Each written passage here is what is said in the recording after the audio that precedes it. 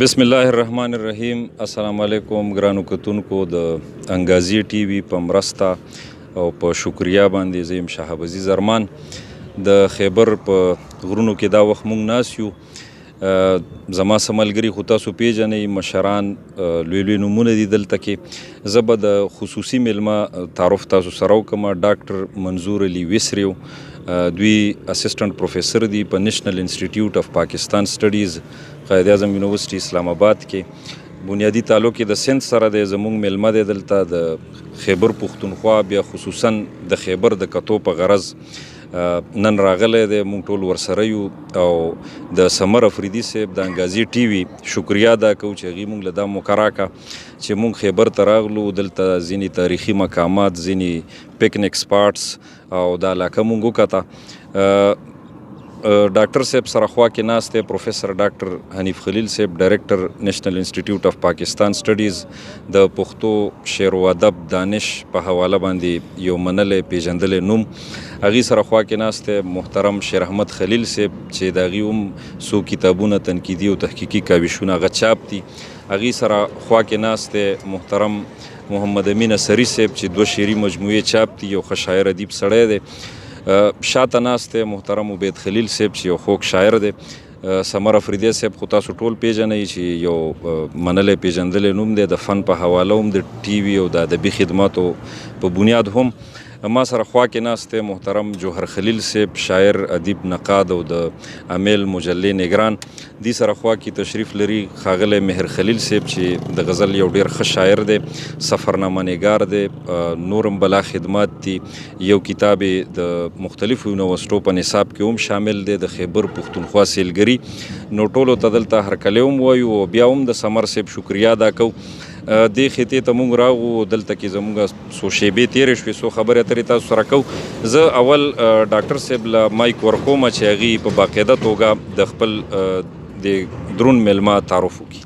ډېره مننه شهاب صاحب او د سمر صاحب هم یو ځل بیا شکریا چې د انګازي ټي وي په دې پلیټفارم باندې زمونږ ډېر خوږ میلمه چې د اسلام آباد نه راغلی دی او بنیادي تعلق یې د سند سره دی لکه شهاب عزیز ارمان چې ویل، هغوی سره موږ سره د ناستې یو موقع هم پیدا کړه او د دې علاقې د سیل یو موقع هم موږ پیدا کړه. دا هم د سمر کریډټ دی. موږ خپل ملګري ته د پښتونخوا ډېر ښکلي لیکونکي، شاعران، ادیبان، پروفیسران هم راغونډ کړي دي چې په مختلفو میدانونو کې هغوی کار کړی دی او د هغوی تعارف هم ډاکټر شهاب عزیز ارمان وکړو. زموږ نن ورځ ډېره خوندوره تېره شوه. د سند او د اسلام آباد میلمه سره موږ په مختلفو موضوعاتو خبرې اترې هم وکړې. موږ سیلونه هم وکړو، خوراکونه هم وکړو. اوس موږ د ښاغلي سمر افریدي په مشرۍ کې او په کوربتوب کې دلته راغلي یو نشست کوو. زموږ د میلمه لکه چې شهاب عزیز ارمان ویل، دی خو د پروفیشن په حساب اسسټنټ پروفیسر، خو دی لیکوال دی، شاعر دی، ادیب دی، مترجم دی او تقریبا لسته کتابونه د دوی چاپ دي. په دغو کتابونو کې زیات تحقیق او تنقید دی. په لسانیاتو یې هم کار کړی دی، په تهذیب او تمدن یې هم کار کړی دی. یو کتاب یې دی چې په سندي ادب کې وړومبی یعنی وړومبی قدم په مختلفو میدانونو کې چایخی دی. دغه شان یو کتاب زموږ د پښتو ادب په حواله ډاکټر سهیل انشا لیکلی دی او بلم پهله قدم. ډاکټر منظور علي ویسریو چې کوم کتابونه لیکلي دي په هغې کې د پاکستاني ژبو تهذیبي مطالعه، ترقي پسند تحریک باندې یو کتاب دوی لیکلی دی چې هغه موږ د خپل یونیورسټۍ د نیشنل انسټیټیوټ اف پاکستان سټډیز قائد اعظم یونیورسټۍ نه چاپ کړی دی. اکادمي ادبیات اسلام آباد له دوی کتابونه لیکلي دي. په جمال ابړو باندې فن او شخصیت د دوی کتاب چاپ دی. دغه شان په آغا سلیم باندې د دوی کتاب راتلونکی دی.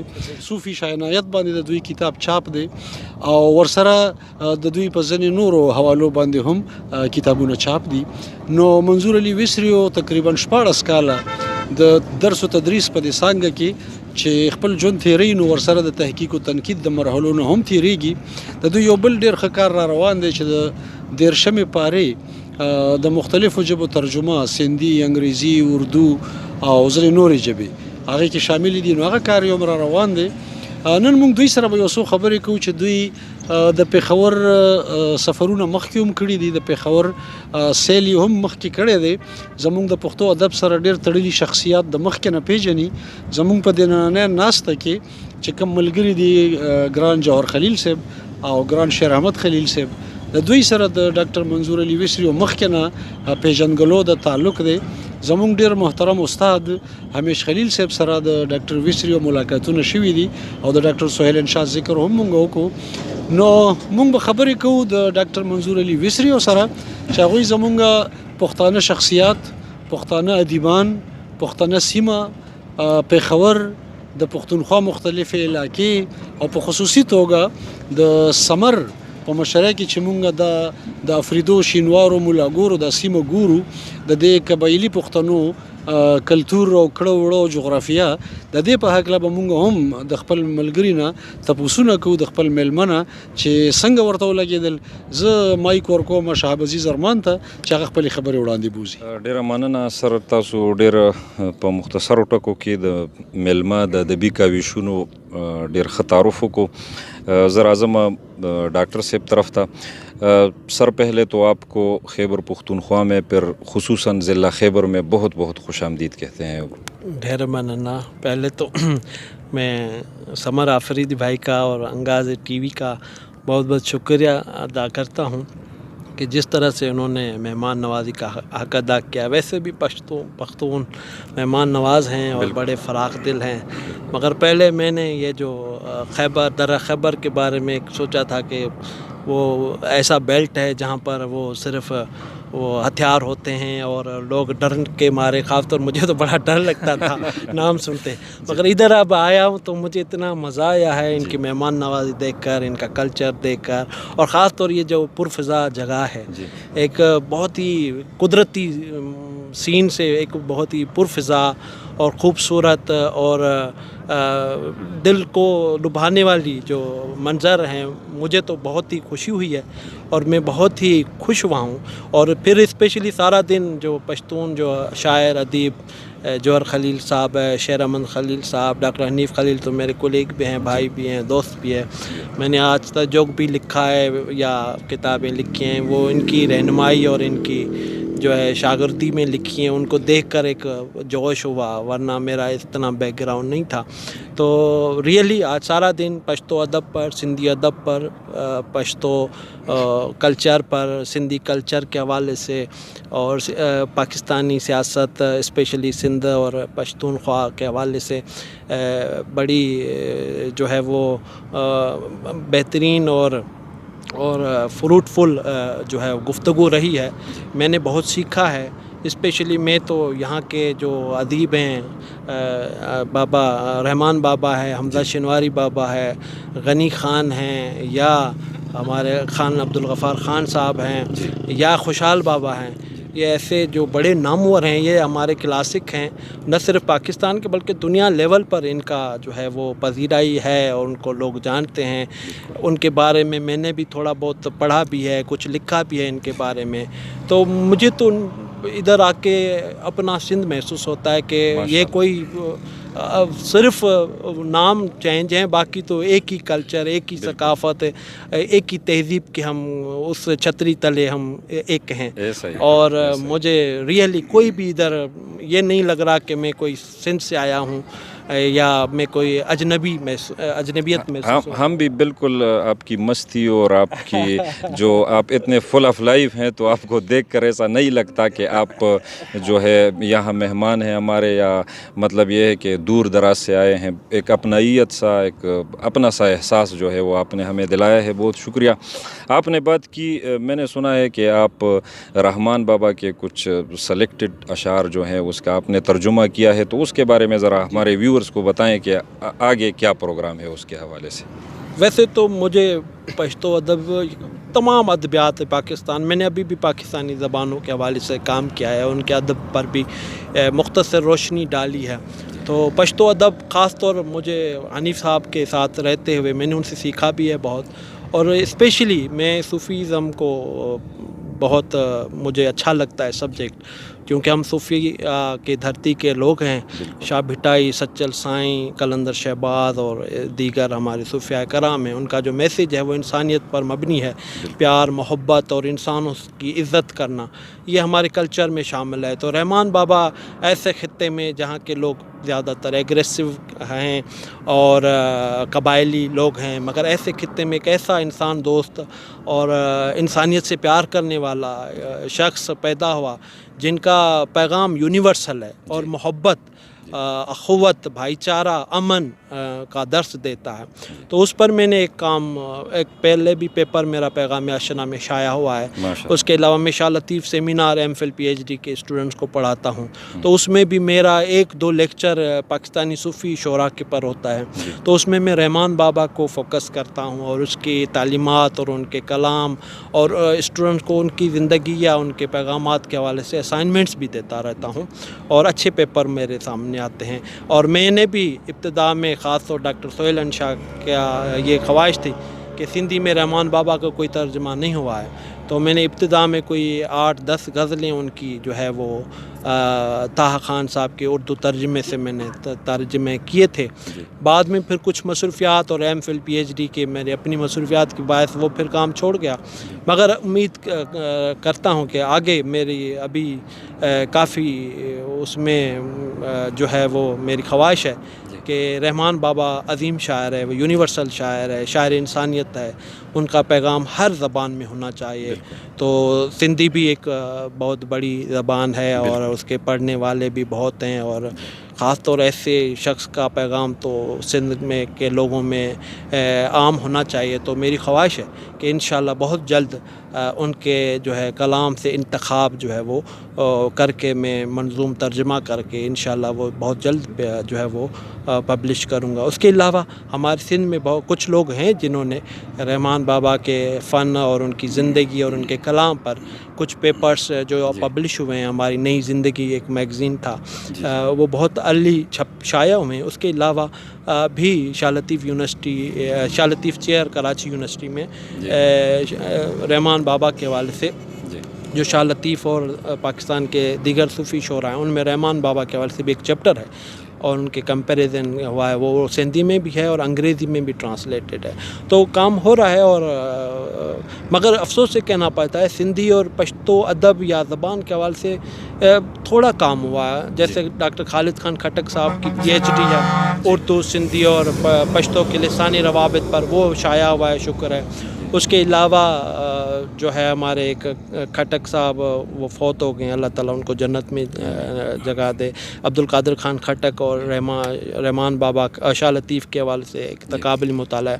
ڈاکٹر حنیف خلیل کی جو ادبی تاریخ ہے ان میں سندھی اور پشتو کے لسانی روابط پر تھوڑی جو ہے وہ روشنی ڈالی گئی ہے. میری کتاب ہے پاکستانی زبانوں کا لسانی روابط، اس میں نے تھوڑا بہت ان کے روابط، اور ابھی میری کتاب سندھی زبان کی تاریخ اس میں بھی میں نے ایک 4-5 صفحوں پر سندھی اور پشتو زبان کے حوالے سے. تو ضرورت ہے کہ ہمارے اس کلچر کو جو بہت ہی خوبصورت اور رچ کلچر ہے، پشتون کلچر، سندھی کلچر، تو اس طرح کے کام ہونے چاہیے. اسپیشلی جو ہمارے کلاسکس ہیں وہ ایک دوسری زبانوں میں ترجمے ہونے چاہیے اور اس کی بڑی شدت سے ضرورت بھی ہے. اور انشاءاللہ آگے کوشش کریں گے کہ اس طرح کے کام ہوں. اللہ کرے. بہت شکریہ. آپ نے جو کوشش کی ہے ابھی تک اس کو بھی ہم سراہتے ہیں اور امید کرتے ہیں انشاءاللہ اللہ آپ کو توفیق دے. تو انشاءاللہ آپ کے اور ڈاکٹر صاحب کے توسط سے سندھی اور پشتو ادب جو ہے اس پہ مزید انشاءاللہ کام ہوتا رہے گا اور وہ منظر عام پر بھی آئے گا.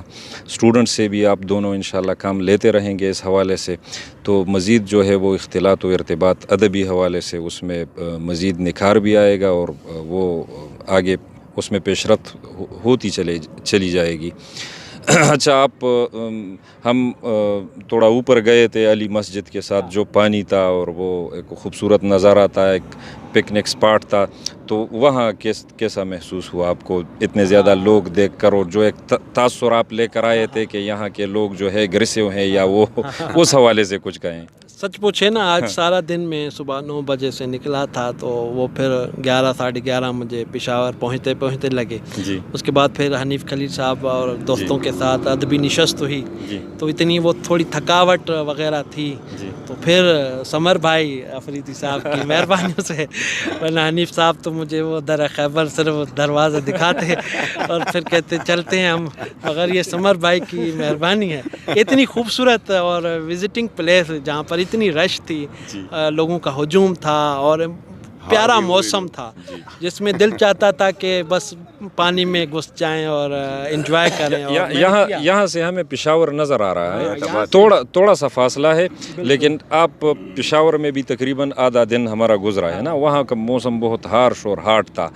यहाँ भी धूप निकली हुई है, लेकिन यहाँ कैसे महसूस हो रहा है? मैं वही कह रहा हूँ, बहुत प्लेजेंट और पुरफजा जगह है। अच्छा। गर्मी का महसूस ही नहीं हो रही कि गर्मी है या नहीं है, और चारों तरफ ऊपर आसमान छतरी के जैसा लग रहा है, और चारों तरफ ये पहाड़ों की दीवारें खड़ी हैं और खूबसूरत ग्रीनरी सामने नज़र आ रही है और लोगों का चहल पहल।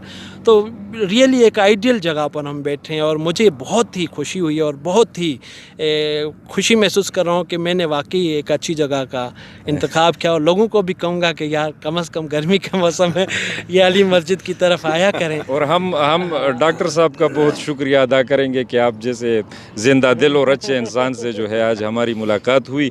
और ये एक बात मैं अपने व्यूवर्स को ज़रा पश्तो में कहूँ, ठीक है? हाँ, और आखिर में मैं तमाम का शुक्रिया अदा ठीक है। तो बलगरो दासी दे दलता मुंकल रसीदू उदरीदू गाड़ी बुदरोल नो दा तासु तब शाता दासे उड़के गोंते गरखकारी नो दा मंजूर से दुमर मस सड़े दे मुंगी ल गाड़ू नरा कुशु दलता कि जे का तोरा का थोची द नास्ते से जे टिकू दे बरा खतले जाने रसोले नो मतलब दा दे मंजूर से डेर ज्वंदे सड़े दे दलता मुंग सरा मोहतरम मेहर खलील साहब नास्ते जे आगा यो डेर खशायरोम दे और आर्कियोलॉजिस्टम दे द खैबर ضلع ده د خیبر دره ده ټول خیبر چې دی نو په دې کې د ارکیالوجي د لرغونپوهنې حوالې سره هم ډېر څه شته. زه مهر خلیل صاحب له مایک ورکوم چې د دې ځای په ارکیالوجي باندې څو مختصرې خبرې تاسو سره وکړي. بسم الله الرحمن الرحیم.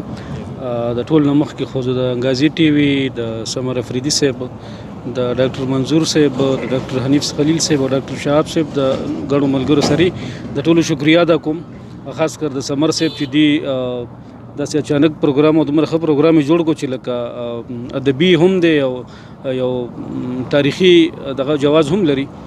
ډېره مننه دغه کسانو. خیبر دره چې کومه ده ډاکټر صاحب دا ډېره زیات زوړ تاریخ لري. دغه د دنیا په ټولو خلکو ته معلومه ده چې لکه دا څومره ارزښت لري، څومره زوړ دی. خو د خوشقسمتۍ نه د ډایرکټریټ اف ارکیالوجي پیښور چې کوم ډایرکټر دی ډاکټر صمد صاحب، هغې اوس یو کال مخکې دلته کې سروې شروع کړې وه او هغې په هغه خپله سروې کې تر ډېره حده پورې کامیاب شوي هم دي، چونکې علاقه ډېره زیاته لویه ده او وسایل هغه عمرني څومره چې لکه ضرورت وي، نو هغې بیا هم د خپل وسایلو محدود وسایلو باوجود هم ډېر زیات کار کړی دی. نو هغې تر اوسه پورې چې موږ ته ټول نه زوړ کم دغه ښکاري، نو هغه د نن نه 13,000 کاله مخکې غارونه دي چې په خیبر ایجنسۍ کې موږ ته میلو شوي دي، او په هغې کې باقاعده دننه پینټینګز جوړ شوي دي، د ځناورو تصویران دي یا د ښکار چې کوم هغه سین وي یا څه هغه وخت هغه که نه په غارونو کې به خلکو جوړول هغه سیز دی. نو که موږ دغه وکړو چې په خیبر دره کې د انسانانو راتګ یا د انسانانو شتون چې موږ ته کوم د ټول نړومبی میلاویږي هغه د نن نه 13,000 کاله مخکې دی، او هغې نه پس ته بیا سټپ بای سټپ را روان دی. نو هغې نه پس ته موږ سره دلته کې ټول نه زاړه چې کوم تر اوسه پورې اثار میلاویږي هغه د بودھ مت دي، د ګوتم بودھ د چې کوم فالوورز و د هغه وختو هغه د افغانستان نه واخله تر ټکسلا پورې، او د ټکسلا نه بیا د ګنداره چې ګیر چاپېره څومره علاقې دي هغلته کې وو د خلک او دوی به تللی راتله. خو د هغې چې کومې سټوپې دي یا د هغې کوم معبدونه دي عبادتګاهونه دي هغه دلته کې موږ سره په خیبر کې قدم په قدم میلاویږي. لکه دلته کې بره یو سټوپا ده، اوس هم د دې علي مسجد نه لږه مخکې ده، یو دا ده یو بله سټوپا ده. دغسې که موږ لاړ شو نو شهر سوخته ورته وي جلال آباد کې هغلته کې دي، او هغې نه مخکې تر کابله پورې دا ډېرې زیاتې دي. بیا داسې ښکته چې موږ ځو نو پښتو اکیډمي چې کومه ده اسلامي کالج پښتو اکیډمي دا هم د یو سټوپا د پاسه جوړ شوي دي، او دغسې بیا په تاکال کې موږ سره د یو سټوپا درک میلاویږي. دغسې چې څومره موږ مخکې ځو دا د ټکسلا پورې مختلفو ځایونو کې موږ سره ملاویږي. نو دا دویم دور دلته کې موږ سره په خیبر کې د بدھ مت دی. هغې نه پس ته موږ سره بیا د هندو شاهي هم اثار ملاویږي، دغه دور هم ملاویږي. هغې نه پس ته بیا موږ سره د سکھ دور اثار اوس هم شته دی ښکاري چې کوم په جم کې دا کومه قلعه ده یا دې نه علاوه نور هم داسې ملاویږي. هغې نه پس ته چې ټول نه کوم ضروري څیز دی هغه د انګریزانو د دور د پیکټونه دي او دا ریلوې ټریک دی چې دا ریلوې ټریک هغې تر تورخمه پورې رسولی و او تر څه وخته پورې په دې باندې باقاعده د ټوریزم هغه سفاري ټرین په چلیدو، خو بیا د څه وجوهاتو له کبله هغه بند شو. اوس بیا زما په خیال چې د ټوریزم والو دغه پروګرام دی چې هغې دوباره دا شروع کوي او خلکو ته به د ټوریزم یو نوې لارې او نوې مواقع دغه ترسره کېږي ورته. ډیره مننه مهر خلیل صاحب د خیبر ضلع په قدامت باندې او دلته په موجودو اثارو باندې مختصر او ډیره ښه خبره وکړه. شکریه ادا کوو. زه اوس ډاکټر حنیف خلیل صاحب له مایک ورکومه. یو دغه پوښتنه لرمه چې دلته علی مسجد دی نو د دې په حواله مختلف روایات دي، نو په دې حوالې سره د هغې د سټډي یا د هغې څه دغه دی یا سمه خبره څه ده؟ دویمه خبره دا ده چې د خیبر د شاعرۍ په 20مه صده کې خصوصا د دې ځای ډیره زیاته لویه او ډیره غني شاعري ده، نو په هغې باندې هم چې یو څو خبرې وکړي. ډیره مننه ګران شهاب عزیز ارمان صاحب. لومبۍ خبره چې کومه د علي مسجد په حواله ده نو ستاسو په خپلو خبرو کې هم دا اشاره وکړه چې ډېر روایتونه دي. زیات مشهور روایت خو پکې دا دی چې د حضرت علي کرم الله وجهه د نوم سره دا جومات منسوب دی او بیا دې سره یو پوره کیسه هم تړلی شوې ده، یو روایت تړلی شوی دی چې حضرت علي کرم الله وجهه په دې خیبر کې جنگ کړی و، بیا یو خیبری بیبي وه او هغې ورسره مقابله کړې وه او بیا هغه خیبری بیبي د حضرت علي کرم الله وجهه سره واده هم کړی و، بلکې حضرت علي ورسره واده کړی و او حضرت علي کرم الله وجهه دلته یو مسجد جوړ کړی و. دا کیسه یا دا روایت زیات مشهور دی، خو څومره چې زیات مشهور دی دومره زیات غیر مستند دی. د حضرت علي کرم الله وجهه د دې خیبر سره هیڅ تعلق نشته، د خپل خیبر سره تعلق و چې په خیبر کې جنګونه کړي مدینې سره. بیا د دې جومات چې کوم روایت دی کوم پکې زیات عقل ته پریوتونکي روایت دی او زیاتو خلکو کوټ کړی هم دی، هغه دا دی چې شیخ علي حجویری حضرت داتاګنج بخش رحمت الله علیه په دې لاره تیر شوی دی د تبلیغ په سلسله کې او بیا په هندوستان کې او په پخواني هند کې بیا په ملتان کې او په ځینې سیمو کې هغه پړاوونه کړي دي. یو پړاو یې په دې سیمه کې کړی دی او په دې سیمه کې چې هغه څومره وخت پاتې و نو د تبلیغ کار یې هم کولو او دلته کې د دې یو جومات یې جوړ کړو چې دا د شیخ علي حجویری په نوم باندې د علي مسجد په حواله سره مشهور شو او بیا هغه د جومات پرېښی دی او مخ په وړاندې تللی دی د هندوستان نورو سیمو ته داخل شوی دی. زه په خپل هم د دې روایت په حق کې یم او دا ځینې تاریخونو چې هغې ته مونږ مقابلتاً مستند تاریخونه ویلی شو نو ځکه ما ته اپیل کوي چې دا دومره زوړ جومات نه دی چې حضرت علي کرم الله وجهه سره منسوب کو. بهرحال په دې نور هم خبرې کېدی شي، خو ستاسو د سوال دویم برخې ته راځم چې د خیبر د شاعرۍ او د ادب خبره تاسو وکړه نو دې کې هیڅ شک نشته چې څنګه زموږ د پښتو ادب را روان دی د شعري ادب او په یو دور کې یو مکمل د تحریک شکل اختیار کړی دی او یو دور د یو سیمې سره منسوب شوی دی یا د یو قام قبیلې سره منسوب شوی دی، که موږ د مومندو ادب وایو، د خټکو ادب وایو یا کلاسیک ادب وایو یا د پیښور د واده چې وادي پېښور ورته مونږ وایو د هغې ادب وایو، نو دا چې څنګه زرین او لوی دور تیر شوی دی نو د هغې نه پس ته په دې منځ کې ډېره خلا ده او هغسې یو لوی دور بیا د خیبر راغلی دی. یعنی که مونږ خلا وایو د خوشحال بابا، رحمان بابا او د هغوی د فالوورز چې 10-12 شاعران کلاسیک دي د هغې نه پس ته بیا هغه مضبوط روایت د علمي روایت د شعر نه دی پاتې شوی. بیا په دې کې منځ کې د انګریزانو دور راغلی، تحقیق و تنقید هم راغلی دی او اولسي ادب هم راغلی. د علم او ادب په حواله د لوی معیار ادب چې بیا سر اوچت کړی دی او د یو تحریک په شکل اوچت کړی دی نو بیا د خیبر نه اوچت کړی دی او لوی نومونه پکې ډیر دي. حمزه بابا دی، اکرم فاروق شینواری دی، ناظر شینواری دی او وروستو د دې دریو لویو شخصیاتو بلا یو تیار شوی نسل دی چې هغه خو ډیر زیات دي. زه به پکې صرف یو څو نومونه واخلم چې په هغې کې خاطر افریدی، خیبر افریدی، ساحر افریدی، منظور چشتی افریدی او نور بلا ډیر دي چې هغه شمېر اوږد دی. دا ډېر لوی نومونه دي او ځینې خلکو دا خیال دی چې ګنې په خیبر کې صرف شاعري وده کړې ده. خبره داسې هم نه ده. د خیبر په دې تحریک کې ناول هم شته، ډرامه هم شته. د تاسو د ساغر افریدي نوې کول وګورئ ناول تر ننه پورې دومره لوی معیار باندې ناول چې دی په ټول پښتو ادب کې بشمول افغانستان دومره ښه ناول چېرته کې ونه لیکلی شو. د حمزه بابا یو شخصیت دی او صرف د ریډیو دپاره د 300 نه زیاتې ډرامې لیکلي.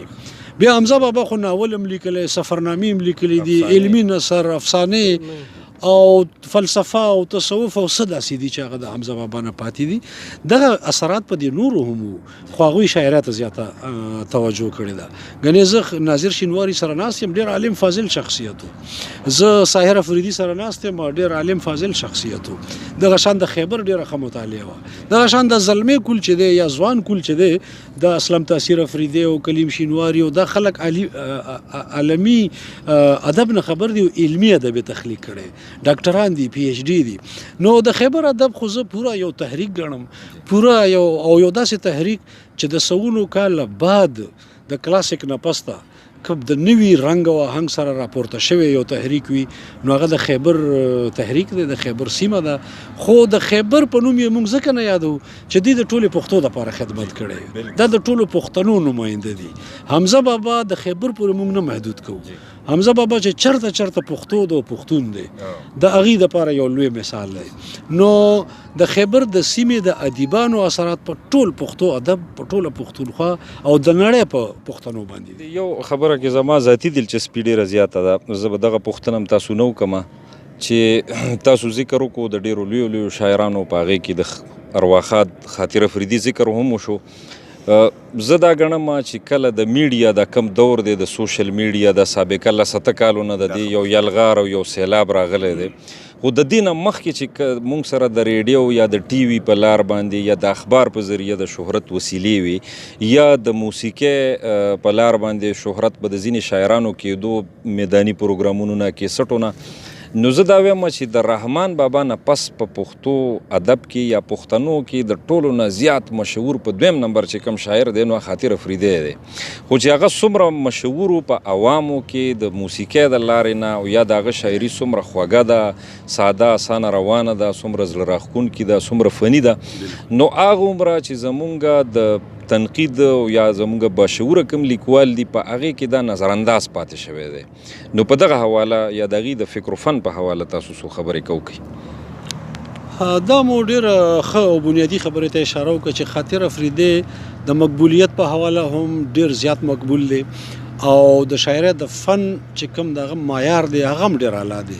نو بیا ولې په دې دانشور او علمي او تحقیقي او تنقیدي طبقه کې هغه نظرانداز شوی دی؟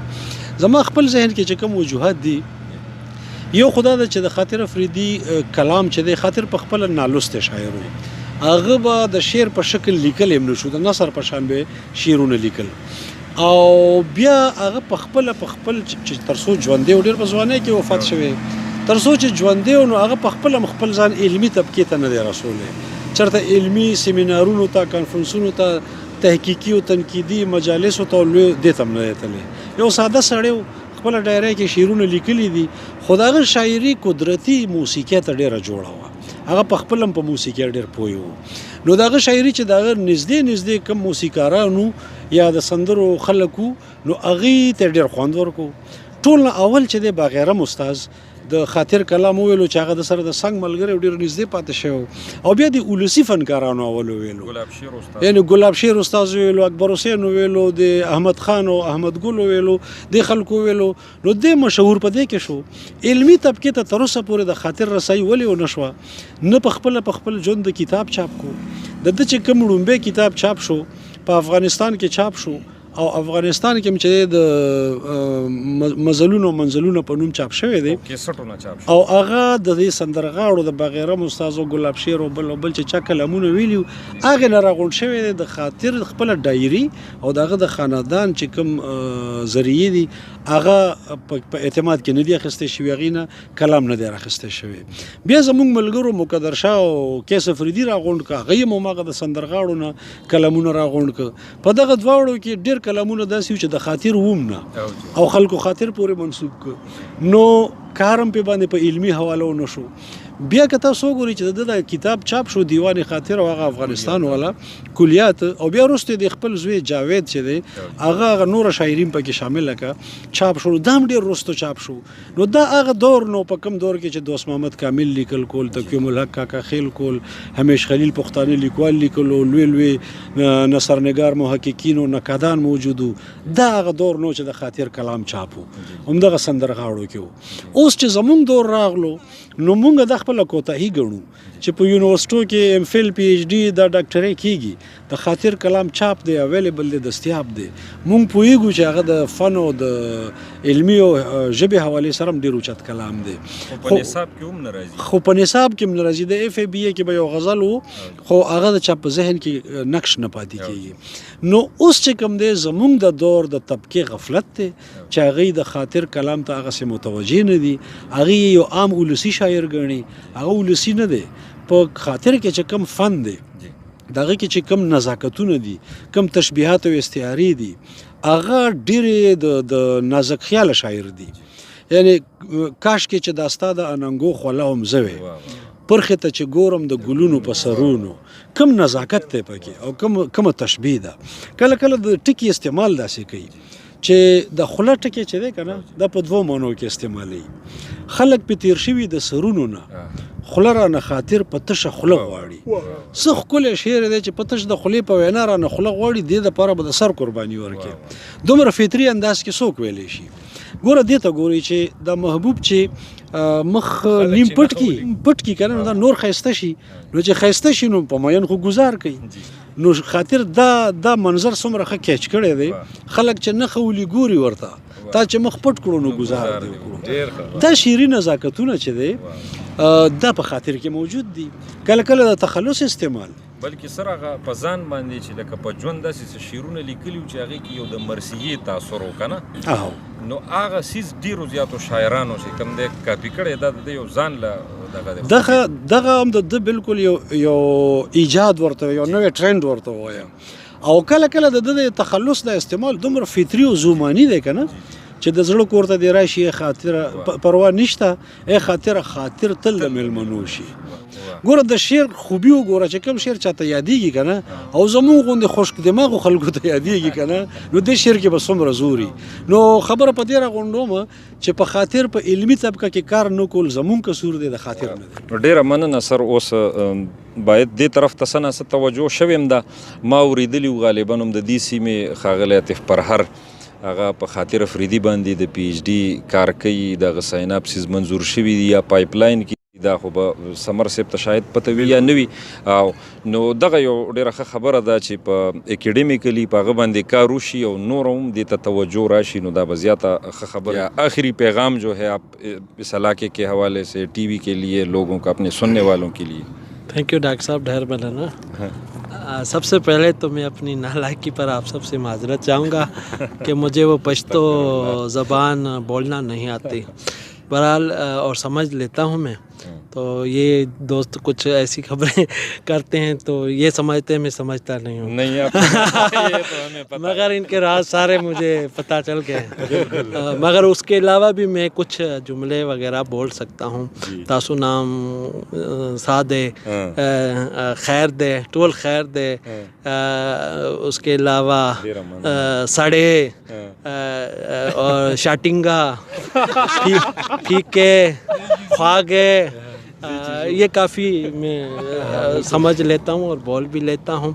तो इंशाल्लाह आगे में अली मस्जिद में आपने किसी से कहा कि त्रो पर संग है तो इंशाल्लाह उबरावड़े ठीक है तो मैं इंशाल्लाह अगले में जब भी आया तो कुछ न कुछ पश्तो बोलूँगा और आखिर में बस यही पैगाम है कि सबको अख्तर द मुबारक शो और शाह साईं का मैं शेर कहूँगा जो कि एक दुआया शेर है साईं सदाई करीम मथे सिंध सुकार साईं सदाई करीम मथे सिंध सुकार دوست مٹھا دلدار عالم سب آباد کریں. سائیں کا جو میں نے شعر پڑھا تھا اس کا اردو ترجمہ یوں ہے کہ اللہ تعالیٰ میری سندھ کو ہمیشہ آباد رکھنا, خوشحال رکھنا, اس کے ساتھ جتنے بھی جہان ہیں ان سب کو آباد اور خوشحال رکھنا. آمین. اچھا, بہت شکریہ. بہت شکریہ ڈاکٹر صاحب.